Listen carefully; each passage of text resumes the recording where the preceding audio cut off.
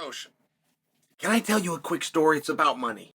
Please do. I love money. I love money, by the way. But if you ever start talking money, though, it gets gross, and it's just, I don't mean to do it, but things never go my way. Okay. I think I shared with you, but I got into this thing called Bitcoin and cryptocurrency, and I lost the keys to the wallet, and it never works out for me, but I've spent largely this year committing to learning about call options, buying and selling puts, buying and selling calls, which was like this foreign language. Yeah. And I even had to get a mentor to help me in the YouTube videos and buy a book here and there, but I really committed to try to do this.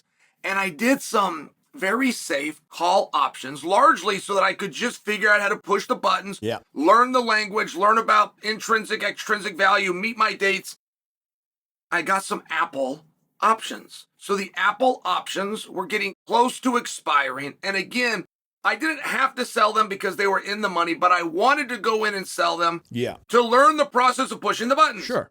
So once I sell them, I then go in and I rebuy other positions within Apple, which has a ticker name of APPL. Okay. Okay, great. Well, I do it, but then when I check my Apple, they haven't gone through. They took my money, but they didn't give me the shares. Okay. So I go in and I do it again. And it was the same thing. I would go check on Robinhood, my Apple.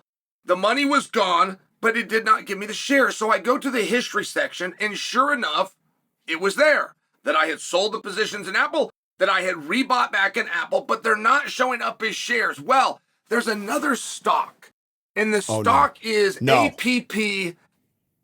Yes, and it's called AppLovin. As opposed to Apple, it's called AppLovin. I would never buy into a company called AppLovin. That is like that joke from, was it Superbad when the dude was McLovin? You just want to do it. There's no company that could take itself serious. Soch, it is up 183% from the day that I pushed it. I don't know what an AppLovin is. So I go, and it never works this way. You never accidentally buy the better stock. Never. My luck never works that way. So I go and I look up what AppLovin is. It's owned by, I believe it was a Persian gentleman who's a younger guy, very handsome in Silicon Valley, personally worth $16 billion. He's one of these tech guys. I still don't know what the company does. In fact, if I was to read to you the description that it puts out about itself, you would have no idea. Do you have that description? I'm just curious. Yes, I will actually. As a matter of fact, I have gone on Google. I have tried to look this thing up. It pops up. You can find information. But you never find people like, oh, you got to go buy this here. Year to date. Now, I only got in, it was the day after the election. Okay. But year to date, this stock is, oh my God, I thought it was up 600%. It's up 824% on the year. In the last 3 months, this stock is up 300%, 294 to be exactly. In the last month, since I've been holding, it actually moved since we've been talking and went down. It's up 128%. In the last week, it's up 15%. Today alone, it is up 8%. It is called AppLovin. I don't know if you can see it, but it's APPL, which is the same exchange that Apple has. Now, you asked for a description. Let's see how they define themselves. Yeah. AppLovin Corporation engages in the development and operation of a mobile marketing platform. It offers app discovery, max adjustment.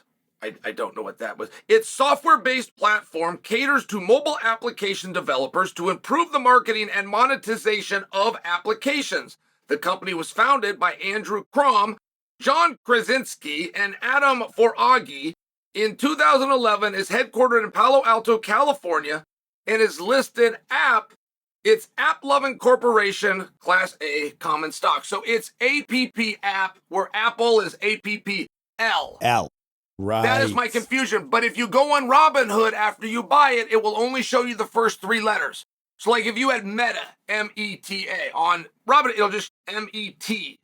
So on mine, for the app stock, for both of them, it's APP. If you open it with further research, you will see Apple or you will see AppLovin. All right, you know what? I'm repeating myself, but is that amazing? It never goes my way. This one went my way. I am so you. You have no idea.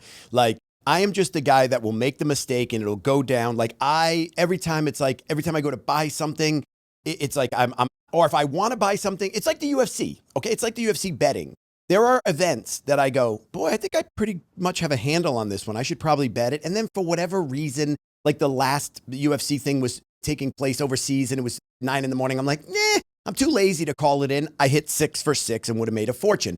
Other ones that I do bet, and then I'm talking and I'm like, let me just put another few hundred on it. Let me just put another, and then I just crash at the end. So it's like I zig when I should zag. I'm a zagger when I should zig. It's just the way I'm built. So I can identify with you on this one, but we need to take the win on this. And by the way, you mentioned the name John Krasinski. Do you know who that is? It must not be the same guy, but yes, I do. Jim. He's Jim from The Office. Yes. Well, we don't know that it's not the same guy because he's got his hands in a lot of stuff. He's a really smart guy. He's a big writer and director. He's got that series, the one of the horror movies where you can't speak, like they can't make any sound, which is a silent place. A silent place. Silent place. Yeah, he wrote that. He directed the first movie. I think I don't know if he's like Ryan Reynolds in the way that he has his hand in stocks and all that stuff in companies, but it might be the same guy. I'll look into it. Good for you. Are you going to hold on to it? What's the plan? I am going to hold. I am, and that was one of the reasons that I went and did the research. Like I was going on YouTube and Google to see what some of these guys say. There's another stock out there that everybody is saying is the stock of the Trump administration. It's called Palantir. Palantir. Yes, and basically the gentleman that's making it is designing weapons where we can fight war without a human being.